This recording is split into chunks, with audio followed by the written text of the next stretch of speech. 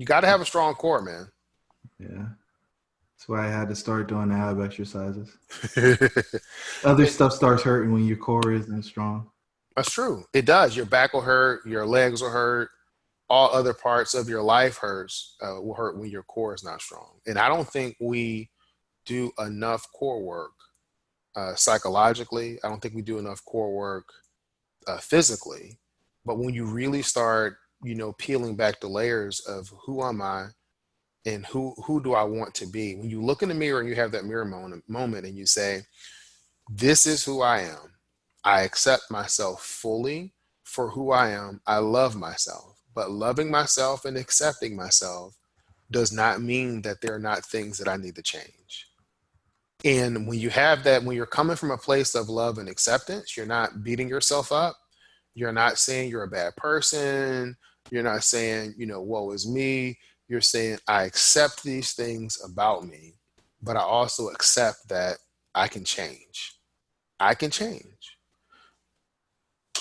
I love it. So at the risk of doing something to expose myself, can we do some core work? Can I do some core work right now? Thanks all for tuning into DreamCatchers, where we make things happen. DreamCatchers was formally launched to unlock the hidden potential in successful, self-motivated individuals who desire to take their life forward to the next level but need support to evolve. We are a collective group of professionals with various backgrounds that use our talents to assist those individuals in realizing their wildest dreams by providing education, inspiration, and direction. This podcast is where we share the lessons we've learned along the way to catching our dreams and give you some context around the how and the why to each approach to put you further ahead on the journey to catching your dreams. Are you ready?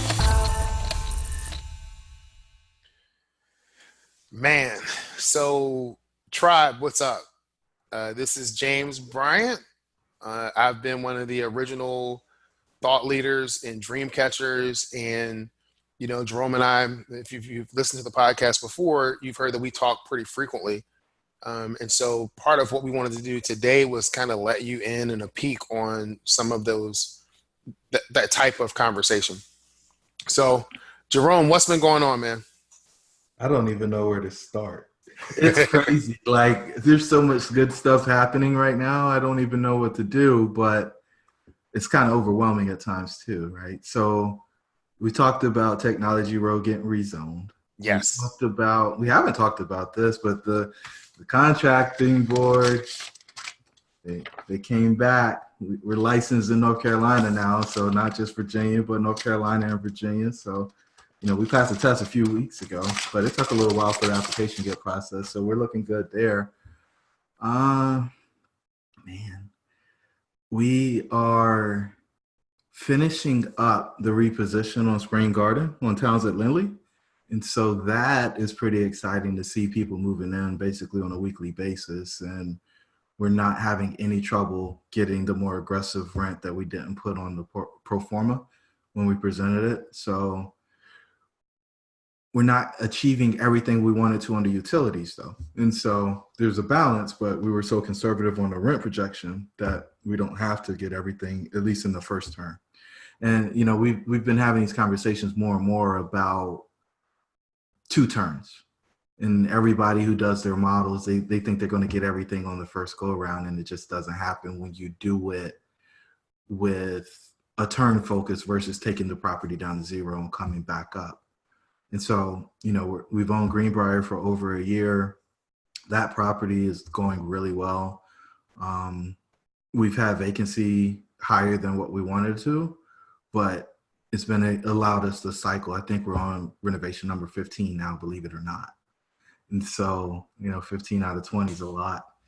And, Townsend Chimborazo is coming online. Yeah, I saw that. Yeah, so we got people paying rent. It was painful, but we got through the other side of the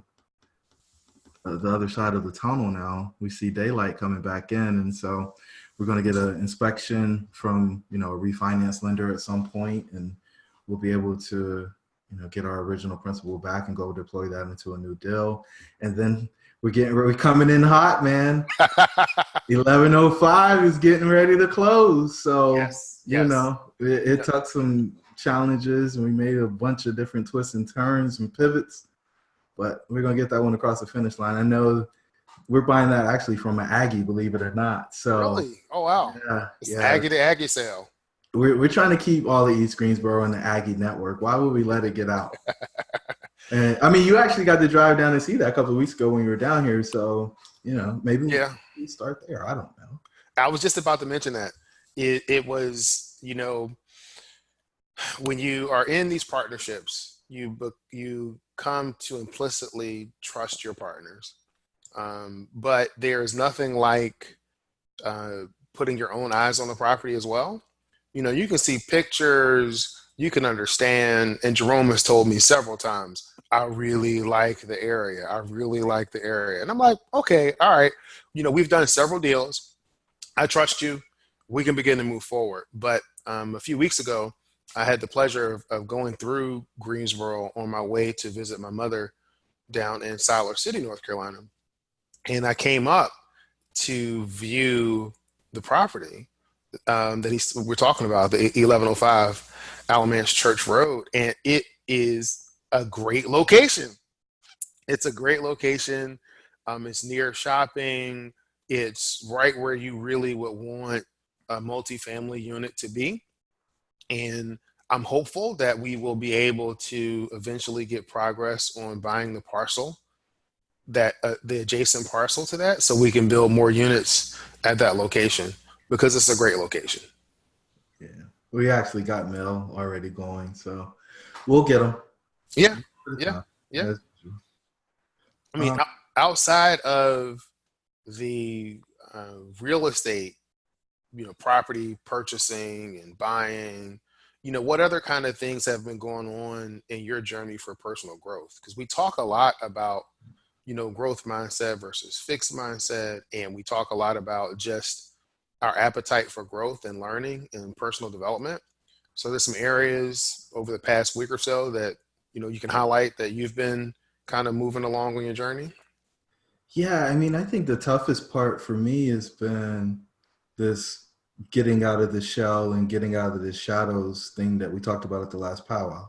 Mm-hmm. And the force of you guys forcing me to say, hey, Jerome, you've got to be the face. Like, there are people out there who need to see your face and not just see what's happening. And that has been uncomfortable, to say the least.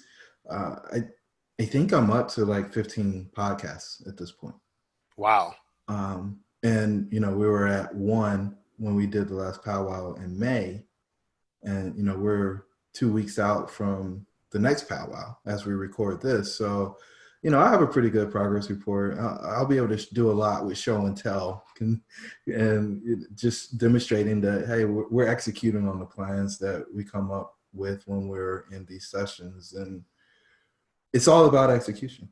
Yes. When I think about the growth and, your voice changes when you smile, right? And so we went to video back in July and started, the YouTube channel so people can actually see the videos. And then we did podcasts with like Michael Blanc. That was a video. Whitney Sewell was another video. I mean, I could keep going down the list of different video podcasts. And even if there wasn't, the actual broadcast of me and the person that was interviewing me, a lot of those guys are just posting to YouTube so that they have a presence there and have some kind of audiogram going and, just streaming the audio against it. Mm-hmm. But we're trying to, take things to the next level. And, what that actually looks like is a big question mark in a lot of ways. As my confidant and brand strategist Larry Spriggs says all the time, like, it's got to look like what the value actually is for people to be excited about it. And I put very little effort into what it looks like, right? The value is implicit. The calculations are right. And so I value that more than the polish. And, I've got to have other people help me with the polish piece, because it's not, what I've just seen so much flash and dash. Here's what it really is. I've seen so many people pretend or just try to look the part. And then when you actually start digging, you see that they're a fraud. Yeah. And that, it just irritates me. And I wish they would just put their time and energy into being the real thing, so that, but For I don't understand how people think. I've come to that realization. Well, yeah. Well, to me, it also links back to the point that you made on one of the recent podcasts that you had, where I think your mother had expressed to you that she didn't want you to be an entertainer. In a sense, you were going to play sports. The whole concept between sports and entertainment, and how you didn't just want to be an entertainer. Right. Right. I have zero interest in being a clown, right? I mean, that's what it ends up being related to, a clown or an actor, or presenting to be something that I'm not. Like, when I Hmm. show up, I am who I am. And, we've talked about the centered concept Yeah. for days and hours and weeks. It just always comes back to, is this authentic, right? Hmm. Is this the real deal? If somebody pulls a tag out, are you going to be certified, or are you going to be a fraud? And at the end of the day, I want that part to be unquestionable, Hmm. right? Now, me making a wrong decision, everybody makes mistakes. Yes. But was that wrong decision made with the utmost integrity and intention of, accomplishing whatever the goal was? I don't want anybody to ever question that about me. And so I've really tried to hone my craft and spend my time working on that piece of it. And so I think the next step for me, and all the stuff that we're doing, the branding and so on, is to get some help with that polish piece, Yeah. so that it looks like what it really is. So that, it comes back to these genius zone situations, right? Everybody needs to be working in their genius zone, and nothing about making something look amazing outside of putting the concept together excites me, right? I like Understood. colors, and it's crazy because we're finishing up Joanne's flip, Uh-huh. and like we're at like hour 11, and we've been at hour 11 for like 2 weeks, and it's like, Joanne, I don't care what the rods in the closet look like. I'm sorry, I don't. But what I do care about is, did we get the right granite countertops to match with the color on the walls, with the flooring and the cabinet, like that stuff. Yeah, but But there is somebody where those details are important too. Both on the buyer side is someone who we can get to supplement your team, right. eventually, to be able to give you that kind of feedback. A lot of times, and I applaud you for this, because a lot of times what you find is that people will say, well, that's just not me, right? That's just not me. I'm not concerned about that. So nobody should be concerned about that. But in terms of growth, you're saying, this is not me. I'm really not concerned about it, but it's important to somebody. So maybe we need to get somebody to look at that to help us move this thing forward. Yeah, and I mean, to that point, I told Joanne, hey, like, this is all you now. These details that you're talking about that you want to accomplish, like, work directly with the person that's going to do the work and get what you want, so that it can be presented the way that you want it. Because the heavy lifting's done. And I guess I'm really probably a 80%er when it's all said and done, maybe 90 at the most. But that last 10% is just painful for me, man. It's the diminishing return on time. I just, I refuse to believe that. okay. I refuse to believe that, because you are all about completion, right? So you can't be about completion and an 80 percenter. That So, just in general concept, hmm, those two things cannot exist. So what I understand what you're saying in terms of this polish piece. Maybe you get the project yourself to 80% of where it needs to be, and then you pull somebody in and you push that person and work with that person until you get to 100%. so that's interesting, because completion, now we got to define completion, right? Okay. Because for me, if we don't have curtain rods or Hmm. rods for hanging clothes in the closet, Hmm. I think it can still go on the market and be sold, right? I think it's done to that standard. Now, would somebody ask for something to be done with it? Potentially, But, defining what completion is out for discussion on this particular instance. I would say What it's not complete until it's sold. Well, right. And I don't know if I agree with that. I think the project can be done. The construction aspect of the project can be done prior to it being sold, right? The flip isn't complete for the owner until the project's sold. I agree with that. But, this isn't our project. This is hers. Okay. She's one of our coaching clients, and we're just helping her facilitate the construction process because it's just overwhelming on your first one. And it was interesting. She had somebody come in and say, hey, well, why don't you change the lights to these? I was like, well, you could, but those lights are 4 times the cost of the lights that you already have installed. And so, is that a smart use of your dollars?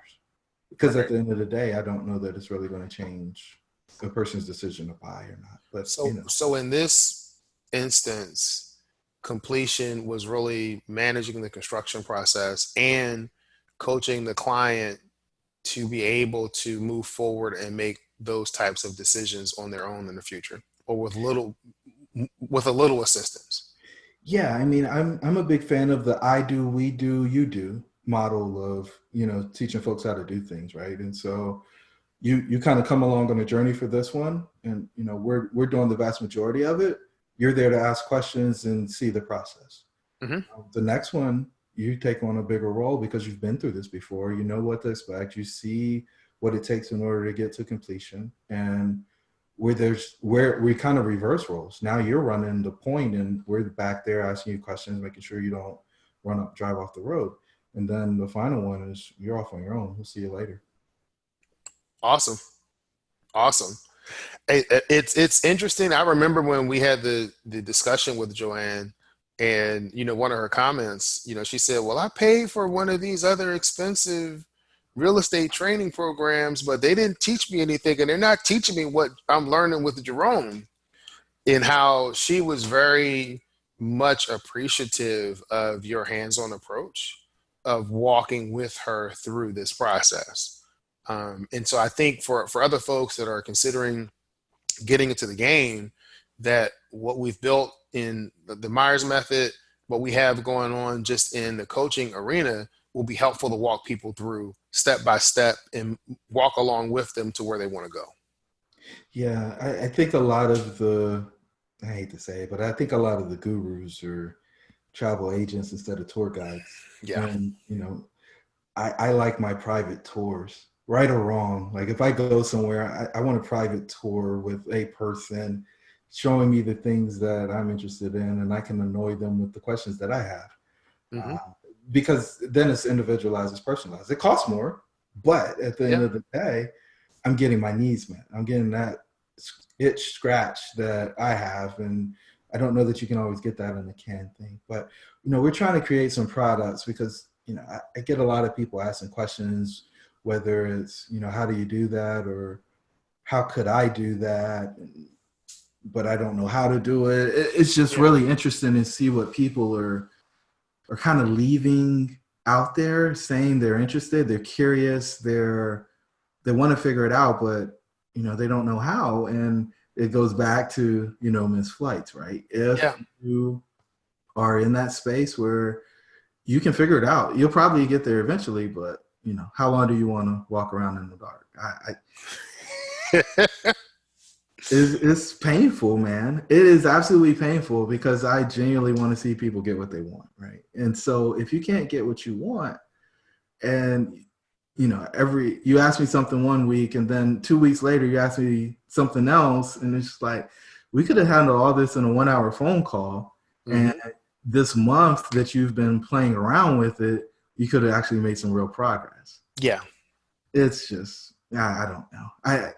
I think some of us, and it's just interesting too, because somebody right before we jumped on the call, somebody reached out and was like, "Hey, I hear you're in real estate."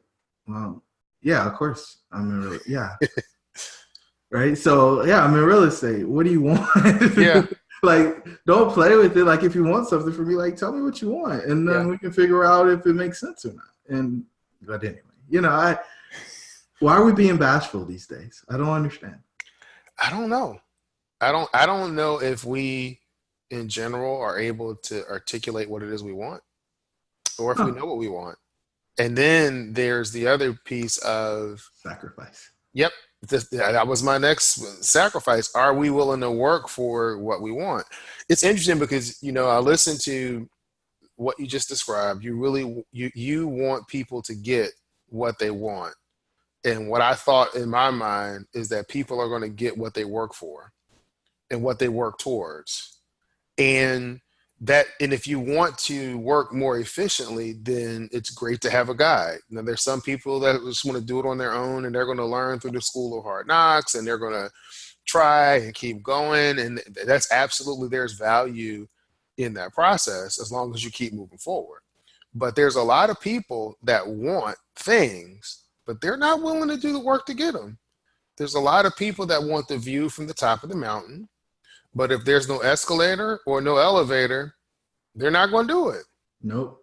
They're not going to do it. Not. And I mean, I guess that's okay, right? Because Yeah. you're only going to get what you're willing to pay the price for. Yeah. And I think that's the other thing. I think a lot of people say, well, I don't have the money to do this, or I don't have the money to do that. And as long as you feel that way, that's where you'll be. That is true. You got to do something about it, right? And That is true. there's kind of some prerequisites, right? Mhm. If you went to college, and even in high school, right, you had to take this class before you could get into this class, and then you had to take this class before you could get into the next class. Well, everybody wants to skip steps. Yeah. I took differential equations during summer school in between, I think it was my freshman and my sophomore year. It might have been sophomore, junior year, whatever it was. And the professors, he used to walk around the class with the ruler, and he would hit you on the hand, right, with the ruler. I was like, this is crazy. And he would only hit you on the hand if you asked him a question about algebra. He's like, that's algebra. I don't do that here. Mm-hmm. And it's like, you're supposed to already have this when you show up.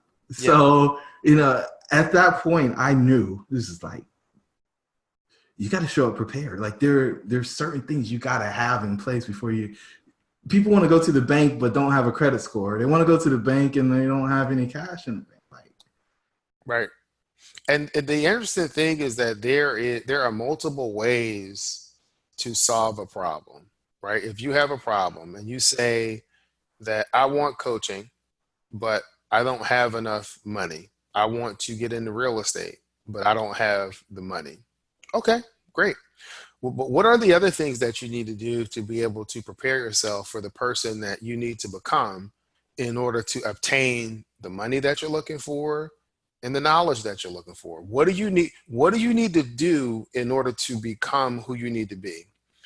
And I think people let that money question stop them from becoming. And it's like, well, I don't have the money, so I can't do anything. And they use that as an excuse. And, one of the books that I'm reading is called The Sovereignty of Man.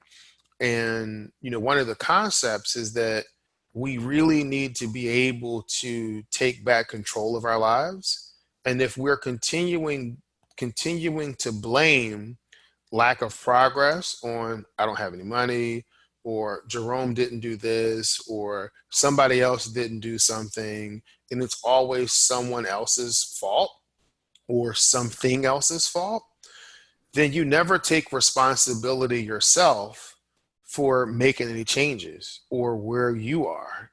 And it's a very interesting thought that who are you giving your power away to?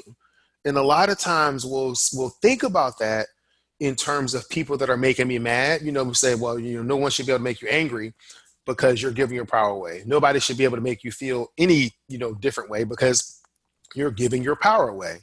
But when you are constantly in a pattern of waiting for something else or someone else to do something to change your situation, you're giving your power away. And we need to move past there and start taking our power back. We really need to start taking our power back to take control of the situations that we have in our lives. We absolutely have to do that. So, you had a personal revelation over the past week or so. Mhm. about, taking your power back and enabling, and how you can contribute to the issues that you have, even if you're waiting for somebody else to do something. Mhm. It was a painful lesson that I had to learn a few years back. Um, and I think the revelation actually turned into action, which is always interesting, right? Because a lot of times we come to these understandings with ourselves, but we don't do anything with them, Oh right? no. We justify it. We figure out how to just continue to stay there. No. And there was like this crazy story about a dog laying on a nail, and it would howl because the nail was poking it. And the guy that was sitting there, who didn't actually live there with the dog, asked, well, why doesn't he just get up and move? And the guy says, well, it doesn't hurt that bad, Yeah. right? And so if it doesn't hurt that bad, then you just stay there until you get fed up and disgusted and say, oh, well, now I'm going to do something. And then you do something radical that actually does not make sense. Yeah. And when you do that, you end up in a worse place than you were before. Yes. And so it's just kind of this, I don't even know what you call it. It's probably like a death spiral, right? It just keeps going around and around and around and around. And eventually you got to get off the wheel some way, but you want to get off the wheel in a way that actually improves the situation. Yeah, but part of it is that in that situation, if you're hurting, right? Like the dog was hurting, you need something to happen, right? You're waiting.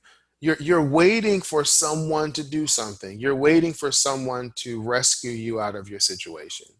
If you are at a job that you just don't like, then you need to make a decision. You have several different things that you can do, but you need to make a decision. So, and I think we've talked about this. I think I wrote something about this where, you can have someone who says that they want to get a new job, right? And they can, depending on their persuasion or faith, they can pray about it and they can say, okay, well, I believe that God said that I'm going to get a new job. But then the next question is, well, what actions do you do after that? So you really believe it? Okay. What actions are you taking? Are you going to, and I'm not recommending this, but are you going to submit your letter of resignation? You believe that you're going to get another job? If you really believe it, what action are you going to take? Okay. You have a choice. You can submit your letter. I'm not saying that's the wisest thing to do, but you can do that. Another choice that you have is to say, okay, well, this is the type of job that I want, and I believe that God is going to bless me with this type of job. And to begin to think about what qualities does a person in that position have? What makes that person successful? What's the skill set? What's the knowledge? And begin to build from where you are to acquire that knowledge and that skill set and those soft skills, even where you are, to prepare you for when the job comes. And then you have the other situation, which is the one that I believe happens most of all, which is I believe that God's going to give me another job. He says I'm going to get another job, but you do nothing. You continue complaining about the job that you have. You continue feeling the same way. You continue doing exactly the same things that you were doing before. And then you get mad and you're praying or you're talking to your friends and you're like, well, I don't believe that God hadn't done anything. I felt that he was, leading me to do something, but nothing's happened. My comment to that is, what did you do? If you didn't do anything different, I don't know how you can expect a different result. Puppet or participant? That's right. Are you a puppet or are you a partner? That's what it is, puppet or partner. So yeah, so in that case, are you, in your journey to success, are you a puppet? Meaning that fate is happening to you, life is just happening to you. You have no control. The winds blow right, you're going right. The winds blow left, you're going left. You're just moving along with everything. And if you continue to have that approach, guess what? You have no power. Because everything that happens to you is someone else's or something else's fault. And there are a lot of people that are blaming God or their higher power or whatever it is on their situation. And a lot of times it's themselves. They put themselves in that situation. Now, I'm not saying this is going to be every situation. It's not universally applicable. There are certain things that we're not going to be able to explain. There's always going to be exceptions to the rule. But I think a lot of times we find ourselves in situations that we put ourselves in, and we blame, and we're looking for someone to blame. And if it's God's fault or someone else's fault, then I don't have to do anything. I don't have to do anything. So are you a puppet or are you a partner? Now, it doesn't have to be an equal partnership, because I mentioned this to someone and they were like, oh, are you trying to say that I'm equal with God? Listen, I'm not getting into any of that, but a partner participates in the change. That's it. The partner participates in the change. The partner participates in the process. The partner is active in that process. And, you know, to take it another step, another analogy we kind of use to talk about our own individual responsibility in that whole process is, let's imagine that you are the driver of the car, but God is the GPS, right?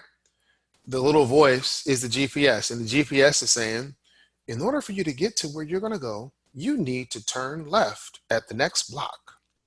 But you decide, you have a choice. You can turn left or you can turn right. You're still driving. He's still guiding. You guys are partnering on that journey, but you have a choice. And all of this things about you not having a choice, I don't buy it. I think you have a choice. You have a choice. There's no question about it. Even if your choice is to do nothing, you have a choice. So let me ask you this question, because I think a lot of people, and you brought God into the conversation. So with bringing God into the situation, I think a lot of people, I'm pausing because I'm trying to make sure I phrase it the right way. I understand. Your relationship with God is kind of enclosed, or, you know, it's a closed loop, right? And so you only know what you know. So at what point does somebody else come into that conversation? Because if you're waiting for God to guide you and you're just praying, how does somebody else come in and help you make the right turn if you don't get that step-by-step, turn-by-turn guidance that you're looking for? Okay, I think I understand your question. So in that case, what I would say is that you are, you know, continuing to develop and foster your relationship with God. You are praying and talking and you're meditating, and you are listening for any instruction or anything that God may have to say to you. Okay. So, but also during that time, there are also people that come into your life, and people that can help to provide that guidance. You know, I think there's a story in the Bible where God used a donkey to talk to a man. So if I can believe that a donkey can talk to somebody, I can believe that Joe Blow down the street can say something to me that I need to hear. I mean, you really have to pull back what you believe. So you're not telling people that the only way that they can get guidance is through whatever they hear in prayer. No, Okay. no, I'm not saying that. Mm-mm. Okay.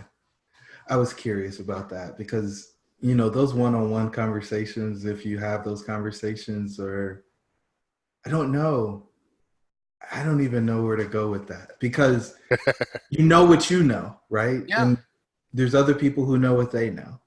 Mm-hmm. And if you're waiting to know something new and it's got to come from you, like that part, I don't know how that works. Well, okay. Another way that I can try to describe it is that, yes, you're right. I know what I know. You know what you know, right? We're both either going to be actively pursuing knowledge and growth, or we're not, or either, or you're either open to receive new things or you're not. I mean, that's just how people are. And so when I think about, you know, the ability to grow, you're looking for opportunities to grow. And you see what you look for, right? So if you are closed-minded and you think that there's no way to change, there's nothing new that's going to happen in my situation, that's what you're going to find. If you think I don't have enough money to do the different things that I want to do, guess what? That's what you're going to find. You're not going to have enough money because you're not going to be looking for ways to save money. Now we can both be in the same situation, and I can say, you know what? I don't have enough money to develop the coaching practice that I want to develop. Or I could say, man, this is a great opportunity for me to figure out how to develop the coaching practice that I want. What is it going to take? Oh, do I need to invest resources in my knowledge? Do I need to invest resources in technology? Do I need to bring someone in to help with the marketing and the branding? What do I need to do? Oh, I don't have enough money. Okay, well, maybe I'll go to the library and get some books and start learning about that. Maybe I'll start where I am. And when you start and you're moving along that journey, it is amazing how much input you get from different factors, internal and external, that can confirm and help to encourage and help to move you along. Yeah. Now you're going into the growth and the fixed mindset stuff that you've been taking a deep dive on. So Yeah. This could go deep, guys. I don't know. I don't know. I think this is going to be chopped up into several different episodes or several different clips, but I think it really does go deep in terms of one having a growth mindset or a fixed mindset. The first thing that I'll say is that if you have a fixed mindset, that's not necessarily bad. If you have a growth mindset, that's not necessarily good. It really depends on what your goals are and where you're trying. Because the reality is that if I look at a diversity of situations, there are some situations where I'm fixed. There are other situations where I'm growth.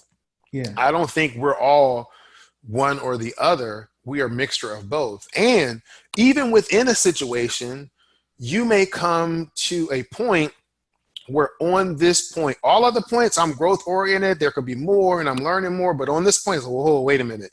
You're pushing too close to something I hold dear to me, and I'm fixed about that. So I'm probably have a fixed mindset on the fact that we all can always grow. That there's always, there's always room for growth. I'm fixed on that.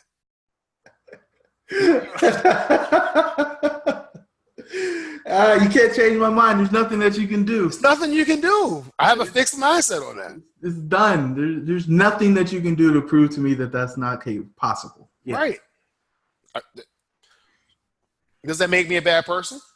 Oh, I don't think anything could make you a bad person. No, I have a fixed mindset on the fact that anything that you want to achieve, if you work hard enough and put the time in, I believe you can achieve it. I know one thing for sure, you'll get closer to achieving it that way than if you do nothing. Does that make me a bad person? No. So I like it. So, but what I'm trying to get at is that a lot of times you'll hear the contrast between fixed mindset and growth mindset, and they make the fixed mindset people sound like the worst people in the world. Right. I mean, and it's really, and it goes back to, I mean, I've seen so much with religion, and that's why I've taken kind of a different approach with it. But the fixed mindset really comes into play when it doesn't empower your future, mm-hmm. right? When it makes you have to stay the way that you are, and that being the way that you are is preventing you from going to that next place. Mm-hmm. I firmly believe, and this is a fixed mindset of mine, that you have to be willing to give up what you are today for what you are to become. Well, it's like if you're climbing up a mountain, right? You're climbing up the mountain. So let's take this little thought.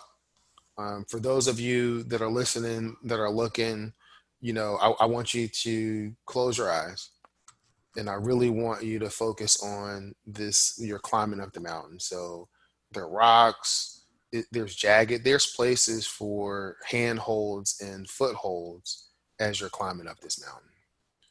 So you can feel the breeze, kind of going. There's a little bit of sunlight behind you. You can see the flowers. You're climbing. So, you're putting one hand on a rock. Now you have your right hand on the rock and your feet are held on. You are in place. You are there. But in order for you to move to where you want to go, you absolutely have to let go of one of the rocks that you're holding in your hand to move up to the next rock. You cannot progress if you are holding everything where it is. You can't move forward. You can't move upward. You can't do it. Now, if you can figure out a way to climb the mountain, that, with you not letting go of one of the rocks that you have in your hand, then you need to call in, you need to video in, and you need to let us know how that happens, because I don't know how that happens. It's funny you bring that up because people always talk about balance. And I was like, well, you can't make any progress if you don't move out of balance. Mm-hmm. If you try to walk and you stay balanced, you can't do it. You've got to shift your weight to one side to pick up one foot. And then you got to shift your weight to the other side to pick up the other foot. Like there is no standing firmly on both feet and staying in balance. Now somebody will be slick and say, well, you're on balance if you don't fall down when you walk. I don't know. I don't know if I agree with that. Well, I mean, you can talk about balance, but one thing that helps you to stay balanced is having a strong core. Ooh. Having a strong core, and it goes back to who are you? In the more time that you take to strengthen your core, the core of who you are and what's really important to you, and just who and being that person, then I think the greater ability that you will have to reach further to the right, further to the left, further up, and still be okay. You'll be unbalanced, but you won't fall. Having that strong core helps you continue to move forward or upward, or whatever direction you're going in that journey. Wow. That's powerful. You got to have a strong core, man. Yeah. That's why I had to start doing ab exercises. Other stuff starts hurting when your core isn't strong. That's true. It does. Your back will hurt. Your legs will hurt. All other parts of your life will hurt when your core is not strong. And I don't think we do enough core work psychologically. I don't think we do enough core work physically. But when you really start, peeling back the layers of who am I and who do I want to be, when you look in the mirror and you have that mirror moment and you say, this is who I am. I accept myself fully for who I am. I love myself. But loving myself and accepting myself does not mean that there are not things that I need to change. And when you have that, when you're coming from a place of love and acceptance, you're not beating yourself up. You're not saying you're a bad person. You're not saying, woe is me. You're saying, I accept these things about me, but I also accept that I can change. I can change.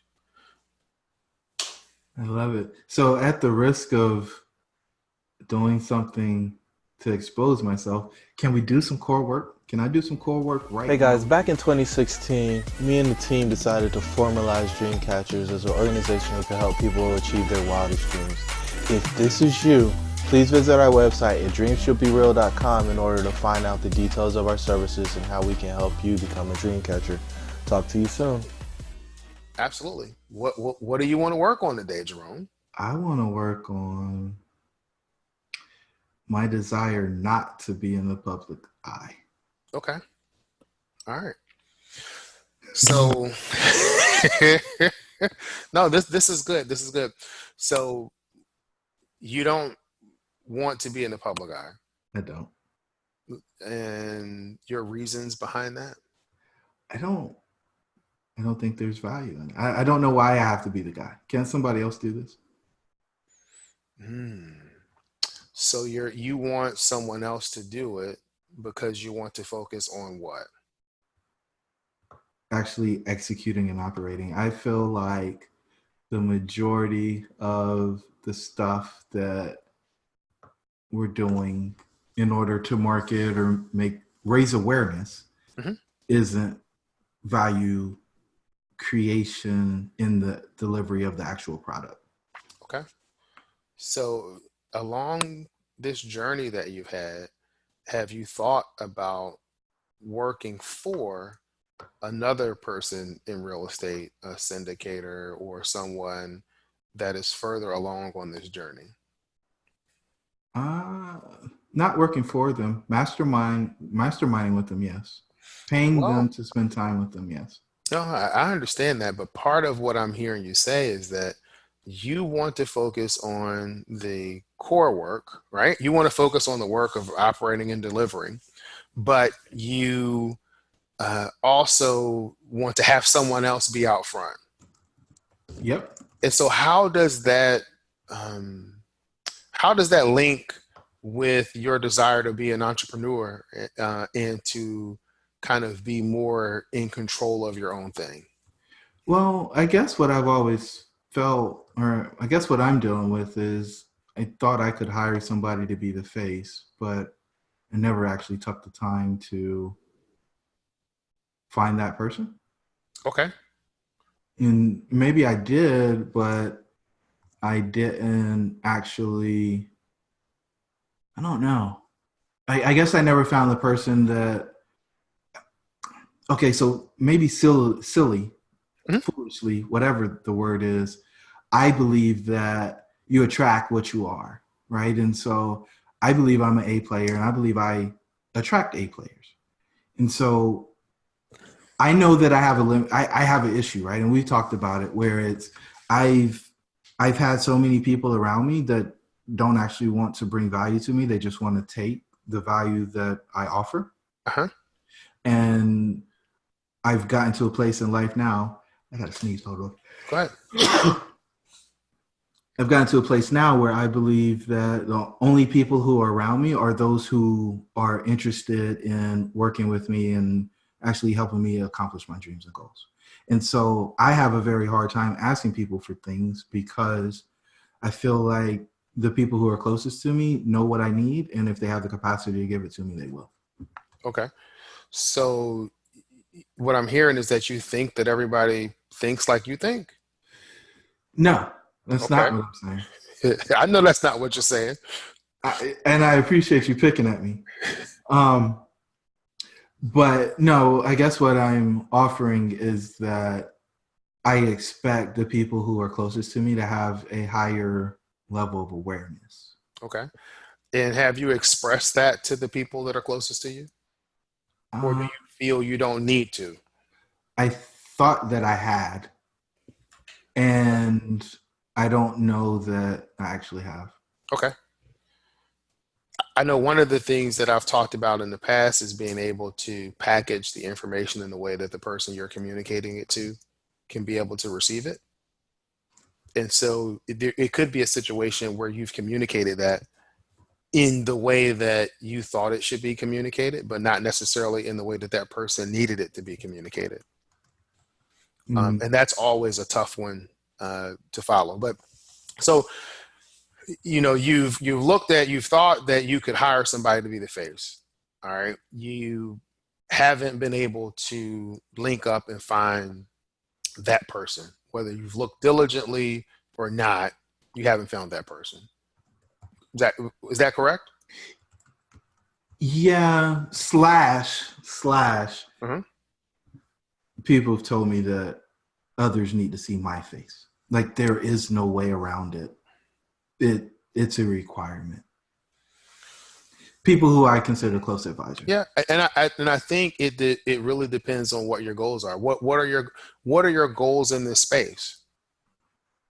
To be an inspiration, I want to be an inspiration, but I don't actually want to be the face of the inspiration. Does I that would make say, yeah, it that's doesn't. stupid? No, it's not stupid. Come on, It's that's stupid, it's right? no, it's not stupid. But it speaks to the dilemma, the internal dilemma that you have. I can't believe you made me say that. I might edit that out. No, you want to be an inspiration, but you don't want to be the person inspiring. You want your actions to inspire, but I honestly think this peels back to this whole conversation that we had a little bit earlier. So, let's, think about what was there a time in the past where you had to do something in front of people, or had to be the face, or that someone, there are any incidences or something like that that happened? Oh no. I mean, in general, I was shy though as a child, and I don't know what that stems from. Okay. But yeah, I was a shy kid, so doing certain things was like for the Christmas plays. I I was the innkeeper, right? And so I said my lines after I slammed the door, or right before I slammed the door, and just kind of poked my head out. That was my contribution to the Christmas play. Okay. But I just didn't want to do those things. Okay. Um, and I guess it might go back to that entertainer stuff, right? Like Yeah. I think a lot of people feel like they have to be a certain way in order to be be received Uh-huh. or accepted, right? There's going to People are going to judge me, and it's funny because I was listening to one of the videos that Duran sent in the group chat, Uh-huh. and he was talking about, well, people are terrified of public speaking, but at the end of the day, you're just having a conversation with people. So what difference does it make? Like, why is that any different than talking to somebody on the phone or sitting across the table from somebody? Like, you can just pick a person in the audience and have a conversation with them.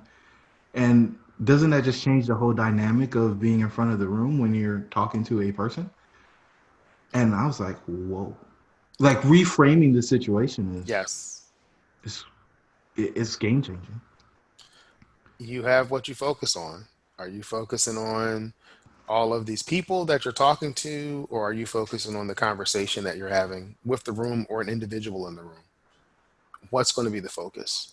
And so, for you, so, okay, over the past 3 to 4 months, you have been making a concerted effort to be more public, right?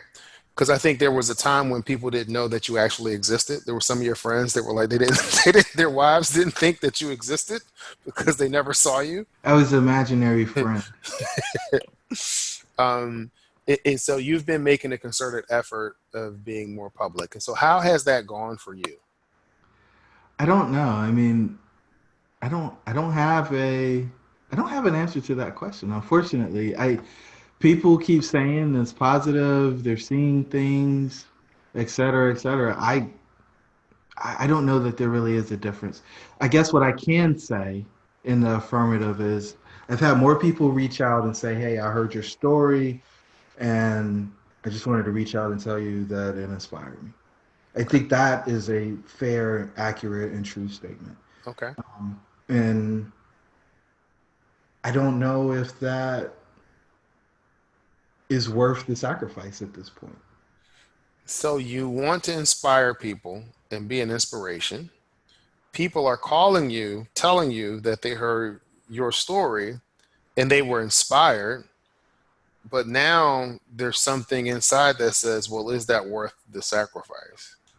Is is there enough scale now, right? Because then it goes from, all right, you actually did it, to scale. And this was supposed to be the topic of the conversation, is catch and release, right? Yeah, yeah. So now, yeah, I'm actually, because the people, just because the gurus were right and they told me what to do, and then I actually realized the dream. Now it's like, okay, is the inspiration at scale, or what is the appropriate scale for the inspiration? Okay.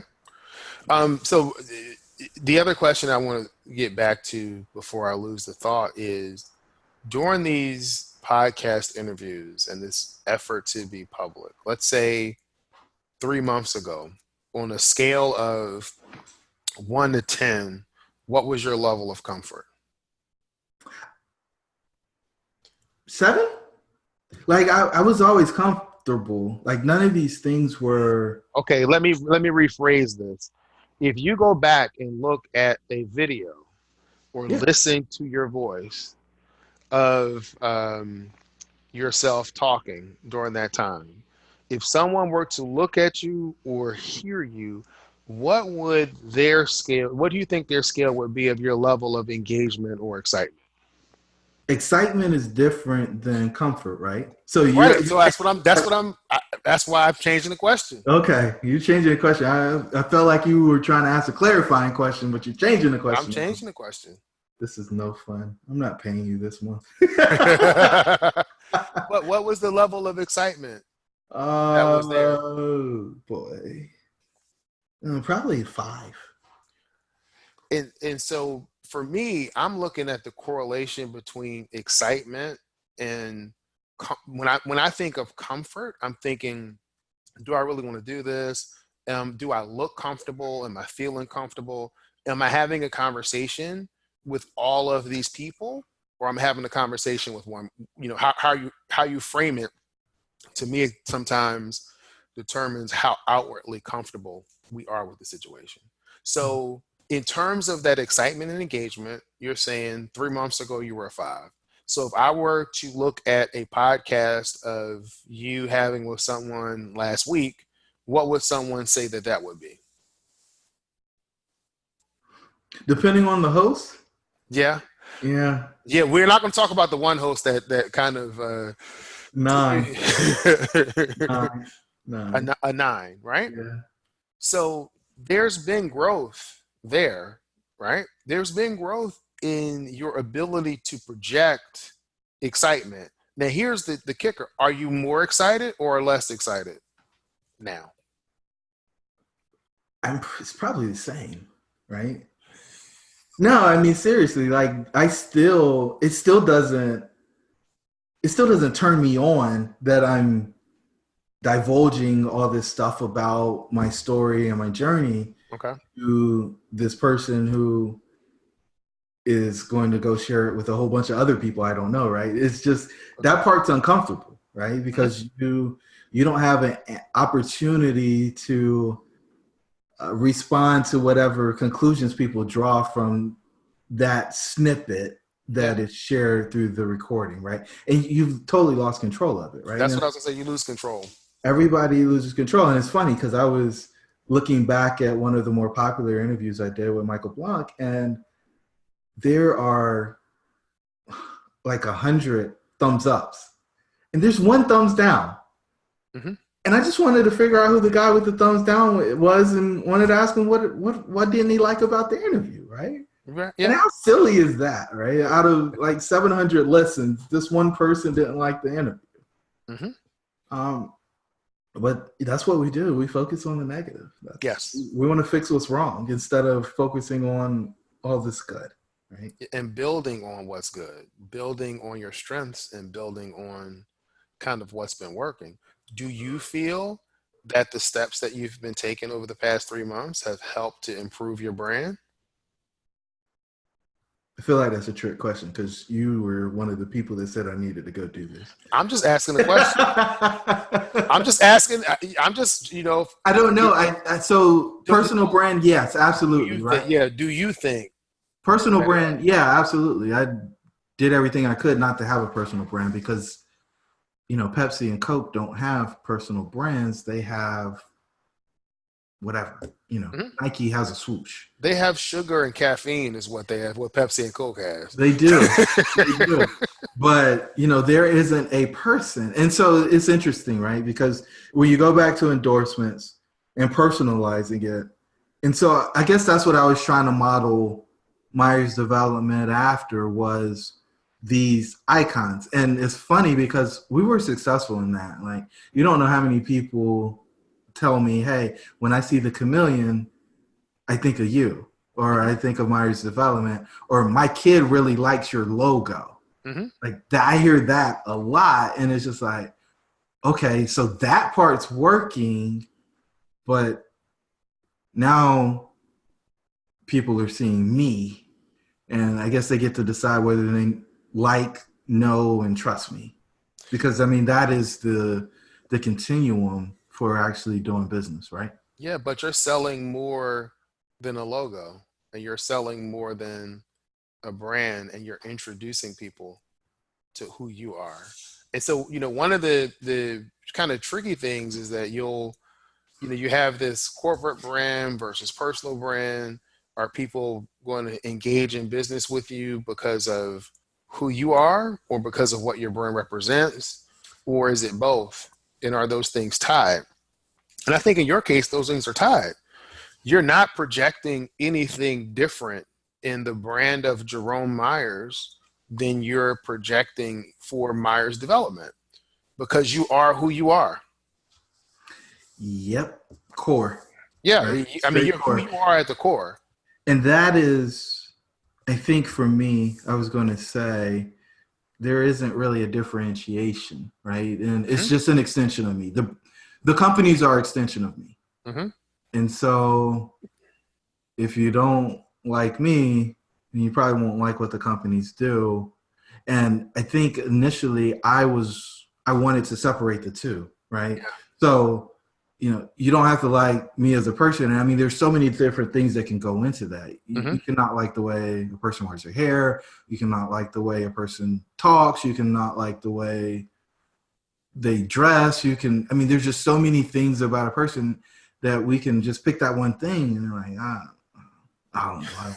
And then, but the company can do amazing work, right? And Yeah. could be floored by the production or the product that they deliver.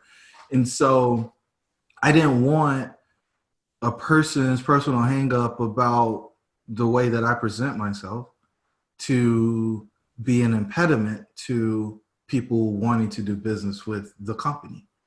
Understood. And that is probably backwards, right? Because at the end of the day, people do business with people, right? People do business with people. And how many brands do you have under I my don't know. I don't development? want to talk about any of this. No, I just give me a number. don't know. 3. Three, at least three, at least three. And so for each of those brands, there's one common denominator. And what is that? Developing people and places. Uh-huh. And who does that? Yeah, I had somebody else tell me they don't like the questions that you ask. No, that's me. No, I mean, but who does that? You do. Yeah. So, I mean, particularly when you're diversifying your brands, you still have that one common denominator, and that's you. So Yeah. people are going to get to your brands through you. They're going to come to you and they're going to say, "Hey, Jerome, I heard your story. It was great. Tell me a little bit about about what you do." You can say, "Hey, we have a company that's doing some joint ventures. We're looking at multifamily deals. Maybe, if you're a accredited investor, we can hook you up with our investment folks and we can start talking about that." You can say, "Hey, if you want to learn about real estate, I have Myers Method. And we have a whole online course and community that has been built in order to do that. You have a flip, you have a flip job, you need some general contracting work done. Well, we can do that through the Myers Development Group." I mean, you are the common denominator within all of those brands. Yeah. It sounds like somebody with ADD. No, no, but you can't remove. My whole point is that you I can't know. remove yourself. You can't Um, remove yourself. You can't remove yourself. So, would you say that you are more engaged in the process of showing the excitement that you've always had on the inside to other people during this process of public engagement over the past 3 months? Wait, that was a complicated question. Ask that again. Do you believe that you've grown in your ability to show other people the excitement that you've always had on the inside Oh, yeah.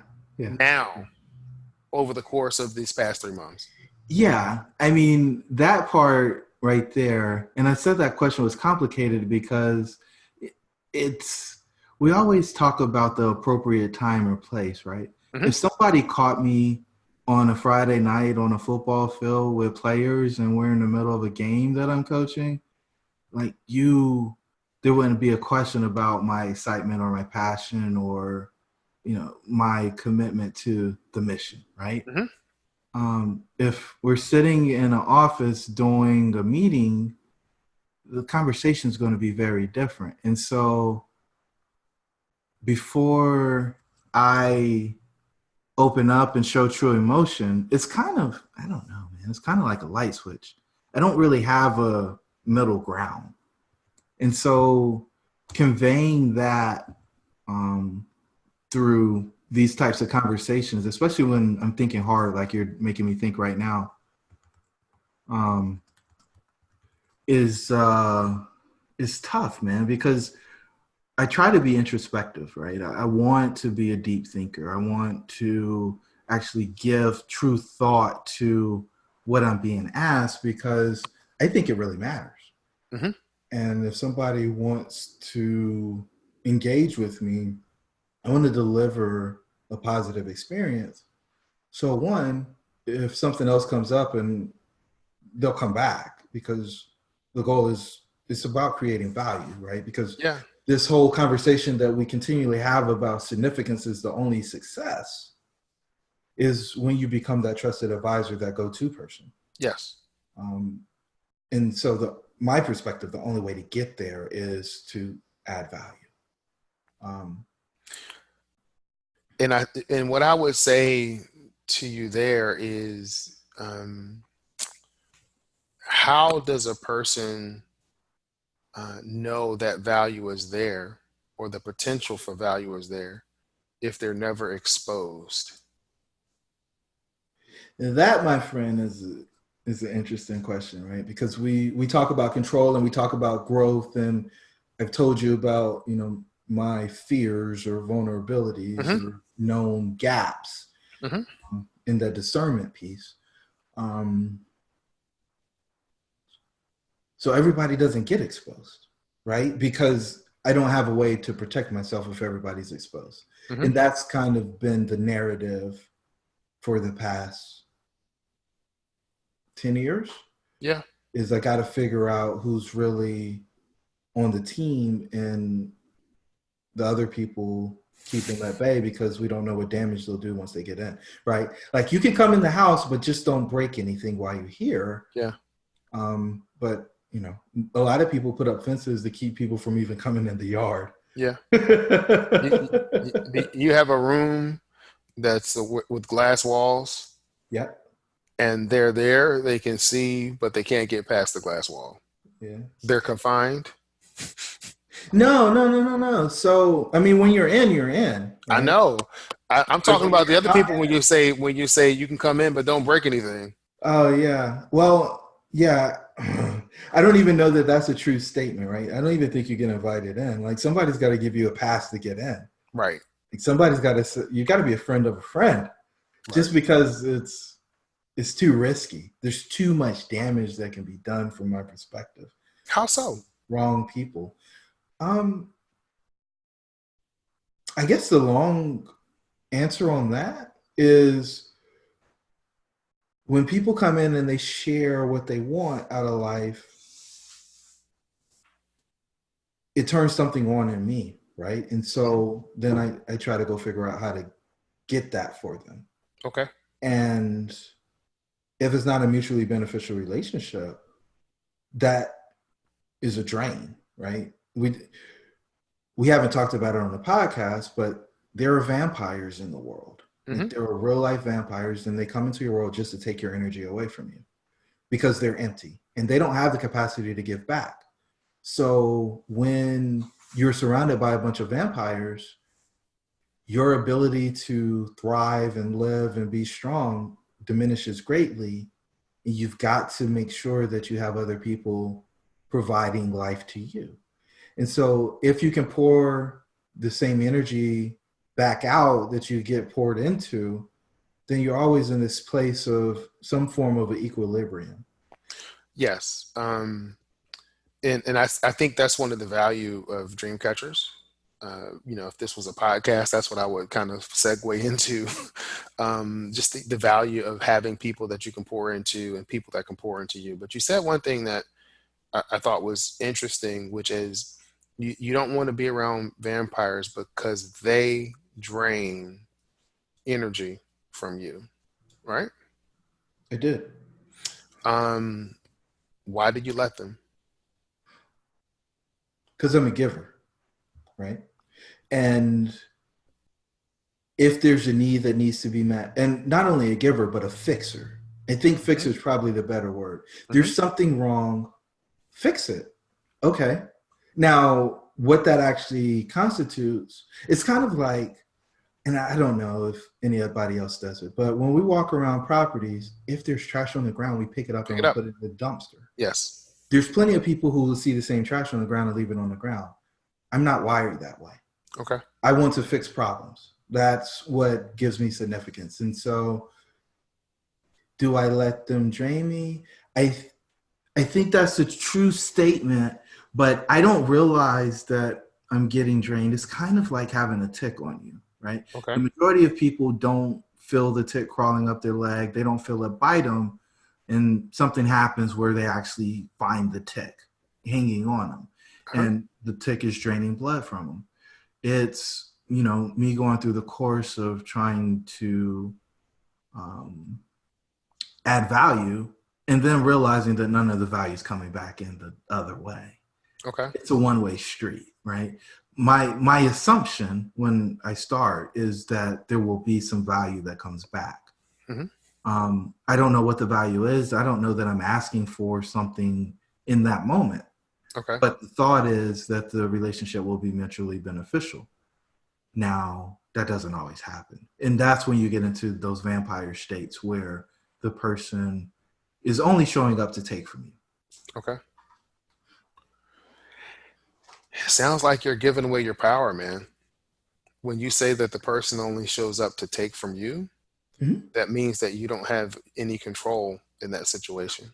Outside of telling the person not to come around anymore, but you have to be aware that that is their intention or that that is their behavior. And what I, a shift that I had to make, because I was one of those people who always gave and never considered what I got back. Hmm. And I felt empty.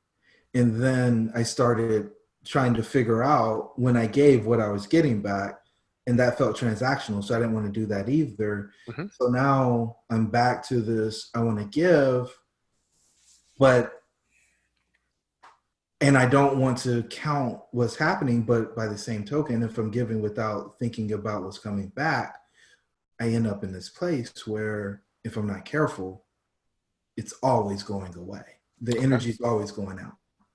And so the only way that I've been able to protect myself, right, is to create that bubble. And so it slows things down a lot because now, again, I'm giving up my power by insulating myself with people. Um, but at some point, there has to be some form of protection. And I haven't figured out what that actually looks like that Okay. works well. Okay. Okay. We will definitely have to dig into that one more. Not today, but we'll definitely have to dig into that one more because I see the bubble and you recognize that it slows things down. You want to protect yourself. I Um, have to, right? yeah, yeah, you Because have I to. can't go back to the dark place, right? I can't go back to 2010. I've Hmm. got, I'm back healthy. I've got to continue to progress. And so, yeah, there has to be protection. Protection is required. Okay. All right. We will dig into that one this week for sure. Sounds good, man. Oh, all right, man. I appreciate your time, and uh, it's always great to kind of dig into some of these things. Some of the stuff we can talk more about fully on the air. Other things are reserved for the more individual closed sessions. But I appreciate your transparency. Yeah, man. All right. Well, powwow in 2 weeks. Let's go. Yes. Let's go. I'm excited. Yeah. 2 weeks from now, we're going to be having the next powwow. It is going to be absolutely amazing. I'm looking forward to being able to share more with the group and to learn from the group and to be inspired to accomplish great things in the next 3 to 4 months. It's going to be awesome. Yeah. And one of the things you mentioned very early on was getting ready for show and tell. And it's interesting because, what I thought about is that we go and be so that we can come back to show and tell.